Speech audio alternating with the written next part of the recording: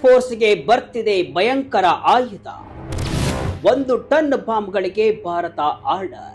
S ವೀಕ್ಷಕರೇ, ಭಾರತ ವಿಶ್ವಶಕ್ತಿಯಾಗಿ ಹೊರಹೊಮ್ಮಲು ರಕ್ಷಣಾ ಕ್ಷೇತ್ರದಲ್ಲಿ ಅತಿದೊಡ್ಡ ಹೆಜ್ಜೆಯನ್ನ ಇಟ್ಟಿದೆ. ಇಷ್ಟು ದಿನ ನಾವು ಆಕಾಶದಿಂದ ಶತ್ರುಗಳನ್ನ ಸದೆ ಬಡಿಯಲು ವಿದೇಶಿ ಆಯುಧಗಳ ಮೇಲೆ ಅವಲಂಬಿತರಾಗ್ತಾ ಇದ್ವು. ಆದರೆ ಈಗ ಕಾಲ ಬದಲಾಗಿದೆ. ಶತ್ರುಗಳ ಬೃಹತ್ ಸೇನಾ ನೆಲೆಗಳು, ಕಾಂಕ್ರೀಟ್ನ ಭದ್ರ ಕೋಟೆಗಳು, ಭೂಮಿಯ ಆಳದಲ್ಲಿ ಅಡಗಿರುವ ಬಂಕರ್ಗಳು ಇವೆಲ್ಲವನ್ನ ಕೂಡ ಒಂದೇ ಏಟಿಗೆ ಧೂಳಿಪಟ ಮಾಡುವ ದೈತ್ಯ ಸಂಹಾರಿ ಭಾರತದ ಬತ್ತಳಿಕೆ ಸೇರಲು ಈಗ ಸಜ್ಜಾಗಿದೆ.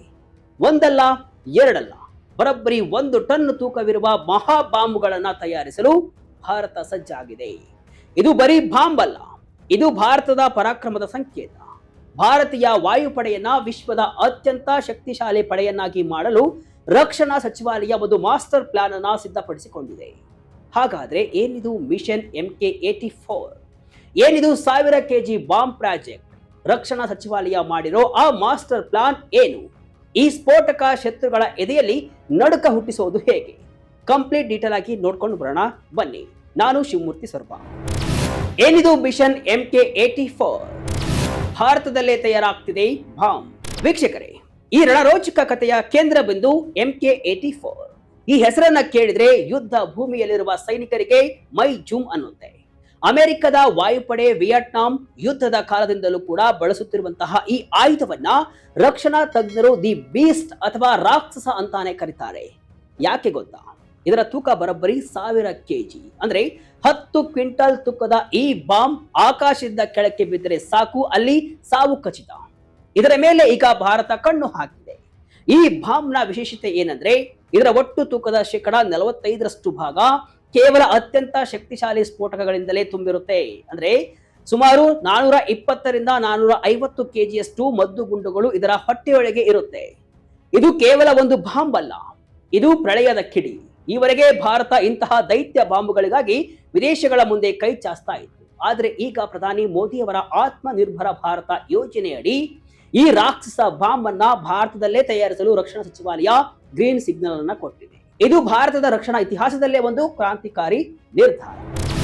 3 ರೀತಿಯಲ್ಲಿ ಸ್ಫೋಟಗೊಳ್ಳುತ್ತೆ ಬಾಂಬ್. ಈ MK84 ಮಾದರಿಯ ಬಾಂಬ್ ನೆಲಕ್ಕೆ ಬಿದ್ದಾಗ ಯಾವ ರೀತಿಯ ವಿನಾಶವನ್ನ ಸೃಷ್ಟಿಸುತ್ತೆ ಅಂತ ಕೇಳಿದ್ರೆ ನಿಮ್ಮ ಮೈ ಜುಮ್ ಅನ್ನುತ್ತೆ. ಇದು ಮುಖ್ಯವಾಗಿ 3 ಹಂತಗಳಲ್ಲಿ ಶತ್ರುವನ್ನ ನಾಶ ಮಾಡುತ್ತೆ.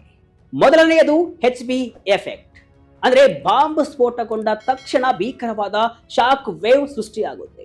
ಈ ಅಲೆಗಳು ಎಷ್ಟು ಶಕ್ತಿಯುತವಾಗಿರುತ್ತವೆ ಅಂದ್ರೆ ಸ್ಫೋಟದ ಸುತ್ತಮುತ್ತಲಿನ 100 ಮೀಟರ್ ವ್ಯಾಪ್ತಿಯಲ್ಲಿರುವಂತಹ ಬೃಹತ್ ಕಟ್ಟಡಗಳು ಕ್ಷಣಾರ್ಧದಲ್ಲಿ ಬುಡ ಸಮೇತ ಉರುಳಿ ಬೀಳುತ್ತವೆ. ಎರಡನೇದು ಪೀಕ್ ಓವರ್ ಪ್ರೆಷರ್. ಇದು ಅತ್ಯಂತ ಭಯಾನಕ ಹಂತ. ಬಾಂಬ್ ಸ್ಫೋಟಗೊಂಡ ಜಾಗದಲ್ಲಿ ಗಾಳಿಯ ಒತ್ತಡ ಎಷ್ಟು ತೀವ್ರವಾಗಿ ಬದಲಾಗುತ್ತೆ ಅಂದ್ರೆ ಮನುಷ್ಯನಿಗೆ ಬೆಂಕಿ ತಾಗದಿದ್ರೂ ಕೇವಲ ಆ ಗಾಳಿಯ ಒತ್ತಡಕ್ಕೆ ಶ್ವಾಸಕೋಶಗಳು ಒಡೆದು ಹೋಗುತ್ತವೆ, ಕಣ್ಣುಗಳು ಹೊರಬರುತ್ತವೆ. ಭೂಗತ ಬಂಕರ್ಗಳಲ್ಲಿ ಅಡಗಿ ಕುಳಿತಿರುವಂತಹ ಶತ್ರುಗಳಿಗೆ ಇದು ಮರಣ ಶಾಸನ. ಕಾಂಕ್ರೀಟ್ ಗೋಡೆಗಳು ಕೂಡ ಈ ಒತ್ತಡಕ್ಕೆ ಪುಡಿ ಪುಡಿ ಆಗುತ್ತವೆ. ಇನ್ನು ಮೂರನೇದು ಫ್ರಾಗ್ಮೆಂಟೇಷನ್. ಬಾಂಬ್ನ ಹೊರಗಿನ ಕಬ್ಬಿಣದ ಕವಚ ಸ್ಫೋಟದ ರಭಸಕ್ಕೆ ಸಾವಿರಾರು ಚೂರುಗಳಾಗಿ ಮಾರ್ಪಡುತ್ತೆ. ಈ ಚೂರುಗಳು ಗುಂಡುಗಳಿಗಿಂತ ವೇಗವಾಗಿ ಎಲ್ಲಾ ದಿಕ್ಕುಗಳಿಗೂ ನುಗ್ಗುತ್ತವೆ. ಇದು ಕೇವಲ ಸಾವು ಮಾತ್ರವಲ್ಲ, ಶತ್ರು ಪಡೆಯನ್ನ ಸಂಪೂರ್ಣವಾಗಿ ನಿಷ್ಕ್ರಿಯಗೊಳಿಸುವಂತಹ ತಂತ್ರ. ಹಾಗೆ ಇದರ ಮತ್ತೊಂದು ಅತ್ಯಂತ ದೊಡ್ಡ ಸ್ಪೆಷಾಲಿಟಿ ಏನಪ್ಪಾ ಅಂದ್ರೆ ಯೂನಿವರ್ಸಲ್ ಕಾಂಪ್ಯಾಟಿಬಿಲಿಟಿ. ಅಂದ್ರೆ ನಮ್ಮ ಹತ್ತಿರ ಇರೋ ರಷ್ಯಾ ಮೂಲದ ಸುಖೋಯ್, ಫ್ರಾನ್ಸ್ ನಿಂದ ತಂದಿರುವಂತಹ ರಫೇಲ್ ಅಥವಾ ಮಿರಾಜ್ ಎಲ್ಲದಕ್ಕೂ ಕೂಡ ಇದು ಪರ್ಫೆಕ್ಟ್ ಆಗಿ ಫಿಟ್ ಆಗುತ್ತೆ.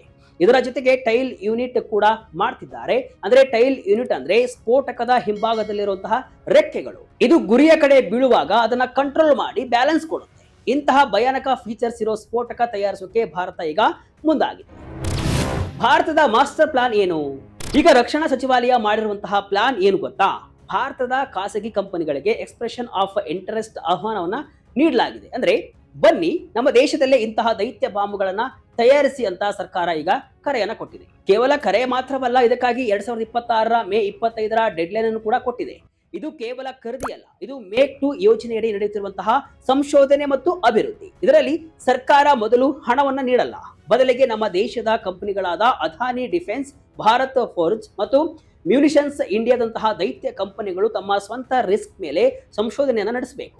ಒಮ್ಮೆ ಈ ಬಾಂಬ್ ಸಿದ್ಧವಾಗಿ ಪರೀಕ್ಷೆಯಲ್ಲಿ ಯಶಸ್ವಿಯಾದರೆ ಭಾರತ ಸರ್ಕಾರ ಬರೋಬ್ಬರಿ 600 ಬಾಂಬ್ಗಳನ್ನ ಖರೀದಿಸಲು ಸಿದ್ಧವಾಗಿದೆ. ಇದು ಕೋಟ್ಯಾಂತರ ರೂಪಾಯಿಗಳ ಬೃಹತ್ ಪ್ರಾಜೆಕ್ಟ್. ಈ ಯೋಜನೆಯಲ್ಲಿ ಒಂದು ಕಠಿಣ ನಿಯಮ ಕೂಡ ಇದೆ. ಈ ಬಾಂಬ್ನ ಕನಿಷ್ಠ 50% ಬಿಡಿ ಭಾಗಗಳು ಭಾರತದಲ್ಲೇ ತಯಾರಾಗಬೇಕು. ಬಾಂಬ್ನ ಹೊರ ಕವಚದಿಂದ ಹಿಡಿದು ಒಳಗಿನ ಮದ್ದುಗುಂಡುಗಳು, ಸ್ಕ್ರೂಗಳು, ವೈರ್ಗಳು ಮತ್ತು ಅತಿ ಮುಖ್ಯವಾದ ಗೈಡೆನ್ಸ್ ಚಿಪ್ ಕೂಡ ನಮ್ಮ ದೇಶದ್ದೇ ಆಗಿರಬೇಕು. ಇದು ಸಂಪೂರ್ಣವಾಗಿ ಮೇಡ್ ಇನ್ ಇಂಡಿಯಾ ಉತ್ಪನ್ನವಾಗಲಿದೆ. 2 ಹಂತದಲ್ಲಿ ರೆಡಿ ಆಗ್ತಿದೆ ಪ್ರಾಜೆಕ್ಟ್. ಈ ಮೆಗಾ ಪ್ರಾಜೆಕ್ಟ್ ಅನ್ನ ಪರ್ಫೆಕ್ಟ್ ಆಗಿ ಮಾಡೋಕೆ 2 ಹಂತದಲ್ಲಿ ಪ್ಲಾನ್ ಅನ್ನ ಮಾಡಿಕೊಳ್ಳಲಾಗಿದೆ. ಮೊದಲನೆಯ ಹಂತ ಡೆವಲಪ್ಮೆಂಟ್. ಇಲ್ಲಿ ಬರೀ 6 ಪ್ರಾಯೋಗಿಕ ಮಾದರಿಗಳನ್ನ ಅಂದ್ರೆ ಪ್ರೋಟೋಟೈಪ್ ಮಾತ್ರ ಮಾಡ್ತಾರೆ. ಇದರಲ್ಲಿ 3 ರಿಯಲ್, ಇನ್ನು 3 ಡಮ್ಮಿ. ಇದನ್ನ ರೆಡಿ ಮಾಡೋಕೆ ಕೊಟ್ಟಿರೋ ಟೈಮ್ 24 ತಿಂಗಳು.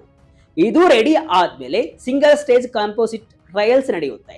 ಅದಾದ ನಂತರ ವಾಯುಪಡೆಗೆ ತಕ್ಕ ಹಾಗೆ ಇದರ ಕ್ವಾಲಿಟಿ ರಿಕ್ವೈರ್ಮೆಂಟ್ಸ್ ಫೈನಲ್ ಮಾಡ್ತಾರೆ. ಇನ್ನು 2ನೇ ಹಂತ ಟ್ರಯಲ್ಸ್ ಮತ್ತು ಪರ್ಚೇಸ್. ಒಮ್ಮೆ ಈ ಪ್ರೋಟೋಟೈಪ್ಗಳು ಫೀಲ್ಡ್ ಟೆಸ್ಟ್ ನಲ್ಲಿ ಪಾಸ್ ಆಯಿತು ಅಂದ್ರೆ ವಾಯುಪಡೆ ಬರೋಬ್ಬರಿ ಇಂತಹ 600 ಬೃಹತ್ ಸ್ಫೋಟಕಗಳನ್ನ ಖರೀದಿಸೋಕೆ ಕಮರ್ಷಿಯಲ್ ಆರ್ಡರ್ ಅನ್ನ ಕೊಡುತ್ತೆ. ಅಂದ್ರೆ ಮುಂದಿನ 1-2 ವರ್ಷಗಳಲ್ಲಿ 600 ವಿಧ್ವಂಸಕ ಸ್ಫೋಟಕಗಳನ್ನ ತನ್ನ ಬತ್ತಳಿಕೆಗೆ ಸೇರಿಸಿಕೊಳ್ಳೋಕೆ ಭಾರತ ಈಗ ಮುಂದಾಗಿದೆ. ಭಾರತಕ್ಕೆ ಯಾಕೆ ಅನಿವಾರ್ಯ? ನಿಮಗೆ ಅನಿಸಬಹುದು ನಮ್ಮ ಬಳಿ ಈಗಾಗಲೇ ಮಿಸೈಲ್ಗಳಿವೆ, ಬಾಂಬ್ಗಳಿವೆ, ಮತ್ತೆ ಇದು ಯಾಕೆ ಬೇಕು ಅಂತ. ವೀಕ್ಷಕರೇ, ಯುದ್ಧ ಅನ್ನುವುದು ಬರೀ ಗುಂಡು ಹಾರಿಸುವುದಲ್ಲ, ಅದು ಒಂದು ತಂತ್ರಗಾರಿಕೆ. ಶತ್ರುಗಳು ತಮ್ಮ ಅತ್ಯಂತ ಪ್ರಮುಖ ಯುದ್ಧ ವಿಮಾನಗಳನ್ನ, ಮದ್ದು ಗುಂಡುಗಳನ್ನ ಮತ್ತು ಕಮಾಂಡ್ ಸೆಂಟರ್ಗಳನ್ನ ಎಲ್ಲಿಡುತ್ತಾರೆ ಗೊತ್ತಾ? ಸಾಮಾನ್ಯ ಕಟ್ಟಡಗಳಲ್ಲ. ಅವರು ಭೂಮಿಯ ಆಳದಲ್ಲಿ hard and air craft shelter ಮತ್ತು ಬೃಹತ್ ಕಾಂಕ್ರೀಟ್ ಬಂಕರ್ಗಳನ್ನ ನಿರ್ಮಿಸಿರುತ್ತಾರೆ. ಸಾಮಾನ್ಯವಾಗಿ 250 ಕೆಜಿ ಅಥವಾ 500 ಕೆಜಿ ಬಾಂಬ್ಗಳು ಈ ಬಂಕರ್ಗಳ ಮೇಲೆ ಬಿಟ್ರೆ ಅವುಗಳಿಗೆ ಒಂದು ಸಣ್ಣ ಗೀಚು ಕೂಡ ಆಗಲ್ಲ. ಆದ್ರೆ ಈ 1000 ಕೆಜಿ ದೈತ್ಯ ಸಂಹಾರಿ ಆ ಕಾಂಕ್ರೀಟ್ ಗೋಡೆಗಳನ್ನ ಸೀಳಿ ಒಳಗೆ ನುಗ್ಗಿ ಸ್ಫೋಟಗೊಳ್ಳುತ್ತೆ. ಮಿಲಿಟರಿ ಭಾಷೆಯಲ್ಲಿ ಇದನ್ನ ಹೈ ವ್ಯಾಲ್ಯೂ ಟಾರ್ಗೆಟ್ಸ್ ಅಂತ ಕರೀತಾರೆ. ರನ್ ವೇಗಳ ಧ್ವಂಸ. ಹೌದು, ಶತ್ರು ರಾಷ್ಟ್ರದ ರನ್ವೇ ಮೇಲೆ ಈ ಬಾಂಬ್ ಬಿದ್ರೆ ಅಲ್ಲಿ ಬೃಹತ್ ಹಳ್ಳಗಳೇ ನಿರ್ಮಾಣವಾಗುತ್ತೆ. ಅವರ ಯಾವ ವಿಮಾನವೂ ಕೂಡ ಟೇಕ್ ಆಫ್ ಆಗಲು ಸಾಧ್ಯವೇ ಆಗಲ್ಲ. 1971ರ ಯುದ್ಧದಲ್ಲಿ ಅಥವಾ ಆಪರೇಷನ್ ಸಿಂಧೂರಿನ ಸಮಯದಲ್ಲಿ ನಾವು ಪಾಕಿಸ್ತಾನದ ರನ್ವೇಗಳನ್ನ ಗುರಿ ಮಾಡಿದ್ದೆವು. ಅಂದು ನಮ್ಮ ಬಳಿ ಇಂತಹ ದೈತ್ಯ ಬಾಂಬ್ಗಳಿದ್ರೆ ಪಾಕಿಸ್ತಾನ ವಾಯುಪಡೆ ಅಂದೇ ಮಕಾಡೆ ಮಲಗ್ತಾ ಇದೆ. ಇನ್ನು ಯೂನಿವರ್ಸಲ್ ಫೇಟ್ ಅಂದ್ರೆ ನಾನು ಆಗಲೇ ಹೇಳಿದ ಹಾಗೆ ಈ ಬಾಂಬ್ನ ಇನ್ನೊಂದು ವೈಶಿಷ್ಟ್ಯವೇನೆಂದ್ರೆ ಇದು ನಮ್ಮಲ್ಲಿರುವಂತಹ ರಷ್ಯಾದ ಸುಖೋಯ್, ಫ್ರಾನ್ಸ್ನ ರಫೇಲ್ ಮತ್ತು ಮಿರಾಜ್ ಯುದ್ಧ ವಿಮಾನಗಳಿಗೂ ಪರ್ಫೆಕ್ಟ್ ಆಗಿ ಹೊಂದಿಕೆ ಆಗುತ್ತೆ. ಅಂದ್ರೆ ಯಾವ ವಿಮಾನದಿಂದ ಕೂಡ ಬೇಕಾದ್ರೂ ಈ ಮಹಾ ಬಾಂಬ್ ಅನ್ನ ಎಸೆಯಬಹುದು. ಇದು ತುಂಬಾ ಡೇಂಜರಸ್ ಬಾಂಬ್. ಹಳೆಯ ಕಾಲದ ಬಾಂಬ್ಗಳಂತೆ ಇವುಗಳನ್ನ ಸುಮ್ಮನೆ ಎಸೆದು ನಂಬಿ ಕುಳಿತುಕೊಳ್ಳುವಂತಿಲ್ಲ. ಈ ಬಾಂಬ್ಗಳಿಗೆ DRDO ಸಹಾಯದಿಂದ GPS ಮತ್ತು ಲೇಸರ್ ಗೈಡೆನ್ಸ್ ಅಳವಡಿಸಲಾಗುತ್ತೆ. ಅಂದ್ರೆ ಮಳೆ ಇರಲಿ, ಮೋಡವಿರಲಿ ಅಥವಾ ಕತ್ತಲಿರಲಿ, ಈ ಬಾಂಬ್ ತನ್ನ ದಾರಿಯನ್ನ ತಾನೇ ಹುಡುಕಿಕೊಂಡು ಹೋಗಿ ಶತ್ರುಗಳ ತಲೆ ಮೇಲೆ ಬೀಳುತ್ತೆ. ನಮ್ಮ ಬಳಿ ಈಗಾಗಲೇ 100 ಕಿಲೋಮೀಟರ್ ದೂರದ ಗುರಿಯನ್ನ ನಿಖರವಾಗಿ ಹೊಡೆಯುವಂತಹ ಗೌರವ್ ಗ್ಲೈಡ್ ಬಾಂಬ್ ತಂತ್ರಜ್ಞಾನವಿದೆ. ಅದೇ ತಂತ್ರಜ್ಞಾನವನ್ನ ಈ 1000 ಕೆಜಿ ಬಾಂಬ್ಗಳಿಗೂ ಕೂಡ ಬಳಸಲಾಗುತ್ತೆ. ಆದ್ರೆ ಇಲ್ಲೊಂದು ಇಂಟ್ರೆಸ್ಟಿಂಗ್ ಮತ್ತು ಹೆಮ್ಮೆಯ ವಿಚಾರ ಏನಂದ್ರೆ ಈ ಸ್ಫೋಟಕದ ಮಜಲ್ ಆಗಿರಲಿ, ಅಂದ್ರೆ ಒಳಗಿರೋ ಸ್ಫೋಟಕ ಆಗಿರಲಿ ಅಥವಾ ಇದರ ಬ್ರೈನ್ ಆಗಿರೋ ಈ ಸ್ಮಾರ್ಟ್ ಟೆಕ್ನಾಲಜಿ ಆಗಿರಲಿ, ಪ್ರತಿಯೊಂದು ಕೂಡ ಮೇಕ್ ಇನ್ ಇಂಡಿಯಾ ಅಡಿಯಲ್ಲೇ ತಯಾರಾಗಬೇಕು. ಯಾಕೆ ಇದು ಇಷ್ಟೊಂದು ಇಂಪಾರ್ಟೆಂಟ್ ಅಂತ ಅಂದ್ರೆ ಇದುವರೆಗೂ ಇಂತಹ ಹೆವಿ ಸ್ಫೋಟಕಗಳಿಗಾಗಿ ಭಾರತ ಕಂಪ್ಲೀಟ್ ಆಗಿ ವಿದೇಶಿ ಕಂಪನಿಗಳ ಮೇಲೆ ಡಿಪೆಂಡ್ ಆಗಿದೆ. ಆದ್ರೆ ಬದಲಾಗ್ತಿರೋ ಈ ಜಾಗತಿಕ ರಾಜಕಾರಣದಲ್ಲಿ ಇಂತಹ ಪ್ರಮುಖ ಆಯುಧಗಳಿಗೂ ಹೊರಗಿನವರ ಮೇಲೆ ಡಿಪೆಂಡ್ ಆಗೋದು ಸರಿಯಲ್ಲ. ಹೀಗಾಗಿ ಈ ಸಮಸ್ಯೆಗೆ ಶಾಶ್ವತವಾಗಿ ಬ್ರೇಕ್ ಹಾಕೋಕೆ ಈಗ ಈ ಮೆಗಾ ಪ್ರಾಜೆಕ್ಟ್ ನಲ್ಲಿ ಕನಿಷ್ಠ 50% ವಸ್ತುಗಳು ಇಂಡಿಯನ್ ಆಗಿರ್ಲೇಬೇಕು, ಅಂದ್ರೆ ಲೋಕಲ್ ಆಗಿರ್ಲೇಬೇಕು ಅನ್ನೋ ಸ್ಟ್ರಿಕ್ಟ್ ರೂಲ್ಸ್ ಅನ್ನ ತರಲಾಗಿದೆ. ಒಟ್ನಲ್ಲಿ ಭಾರತದ ಈ ಹೆಜ್ಜೆ ಕೇವಲ ರಕ್ಷಣಾ ಸನ್ನದ್ಧತೆಯಲ್ಲ, ಇದು ದೇಶದ ಸ್ವಾಭಿಮಾನದ ಪ್ರಶ್ನೆ. ಯುದ್ಧದ ಸಮಯದಲ್ಲಿ ವಿದೇಶಿ ರಾಷ್ಟ್ರಗಳು ನಮಗೆ ಆಯುಧ ನೀಡಲು ನಿರಾಕರಿಸಬಹುದು ಅಥವಾ ಸಪ್ಲೈ ಚೈನ್ ಕಟ್ ಆಗಬಹುದು. ಆದ್ರೆ ನಮ್ಮ ದೇಶದ ಫ್ಯಾಕ್ಟರಿಗಳಲ್ಲೇ ಈ ಬಾಂಬ್ ತಯಾರಾದ್ರೆ ನಮಗೆ ಯಾರ ಹಂಗು ಕೂಡ ಇರಲ್ಲ. ಅಗತ್ಯ ಬಿದ್ದರೆ ನಮ್ಮ ಕಾರ್ಖಾನೆಗಳಲ್ಲೇ ದಿನದ 24 ಗಂಟೆ ಕೂಡ ಈ ಬಾಂಬ್ಗಳನ್ನ ತಯಾರಿಸಿ ಶತ್ರುಗಳ ಬುಡಕ್ಕೆ ನೀರು ಬಿಡಬಹುದು. ಭಾರತ ಈಗ ಬದಲಾಗಿದೆ. ಶತ್ರುಗಳ ಪಾತಾಳ ಲೋಕದ ಅಡಗುತಾಣಗಳಿಗೂ ನುಗ್ಗಿ ಹೊಡೆಯುವ ಸಾಮರ್ಥ್ಯವನ್ನ ಪಡಿತಾ ಇದ್ದೇವೆ. ಭಾರತದ ಈ ಮೆಗಾ ಪ್ರಾಜೆಕ್ಟ್ ಬಗ್ಗೆ ನಿಮ್ಮ ಅಭಿಪ್ರಾಯಗಳೇನು? ಕಮೆಂಟ್ ಮೂಲಕ ತಿಳಿಸಿ.